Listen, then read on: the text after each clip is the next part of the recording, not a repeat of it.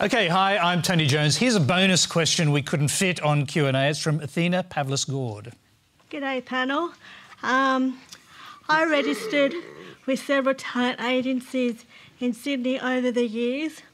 When I was told to supply my own photo portfolio, as their room they held photo shoots in was not wheelchair accessible.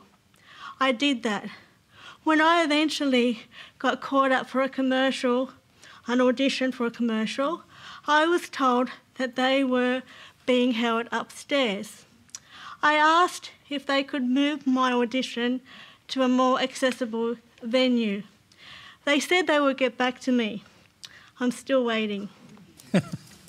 How am I, as a disabled person, supposed to go into my world and change negative and stereotypical attitudes and perceptions if I cannot physically access the talent agencies and auditions?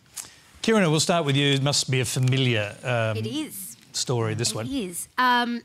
I want to start by saying the discrimination that I see, that I've experienced, that you've experienced in the arts and entertainment industry is an extension of the discrimination disabled people experience in all workplaces and in all professions. I don't know why the arts has decided it's more special. It's not. And it often hides behind, but we're really open-minded. We're really like cool people. And it's like, well, you're not if you're not actually making your practice accessible. So how do we change that? We keep going. We make our own work. We find people to collaborate with, and we hold on to hope in the face of people that don't have that vision. We have to imagine it and we have to keep pushing for it.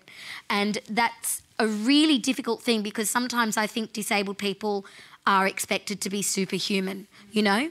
That we face all that prejudice and we've still got to kind of come out with something more, and it's not fair and it's not okay, and one day I want that to change, but we need to keep knocking. Dylan. Yeah, I mean, that example, that is really sad to hear. I think it's really important in particular, as mentioned, to keep fighting. If anyone's a script writer, write us in a script. The three of us, we could do a show for sure. And it's about making those positive examples where we show people that you can actually do it. But it's so bad when you have to hide your disability from people, and then as soon as they see it, you don't get given that opportunity. When you are proud of yourself. And what does that tell people? Young people in particular, that they can't be proud of their disability.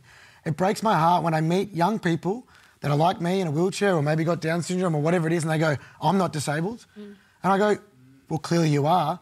But they have to think in their own head that they're not, because if they say that they're disabled, they immediately eliminate themselves from roles, from jobs, from dates, from anything. And that sucks, you know what I mean? Do you know one thing, though, I've learnt, Dylan, is... Like, I remember when I was a young actress and people would go, Kieran, don't be difficult. You don't want to get a reputation for being difficult. So I'd bend over backwards for a role, and I'd do things that I'd be like, maybe I felt a bit sort of compromised or I wouldn't do, or it was above and beyond. And I realised, though, the people who were open to employing me, the people with the artistic vision to actually explore a truth with my body, were open to the conversation. So actually there's something about whether you've got a disability that you need to declare or one that's obvious when you walk into a room. When you walk into that space, the people that are open to talking to you are the people that you can change and can work with and can grow with. And so there's something in that as well. And the biggest cut through that I've had, which is what more people just be authentic to you. You know what I mean? Back yourself in with your disability, and people will respond to it if you do. If you try and be somebody that you're not in order to get a role, stuff them. You don't want to work with them. You want to work with people. There is a freedom in writing people off that discriminate against you. Can I say, join us at the Attitude Foundation. We are now making television where people with disabilities are telling our own stories, and we want to change attitude in the media, both in front of the camera and behind the camera. Have a look at our website, attitude.org.au.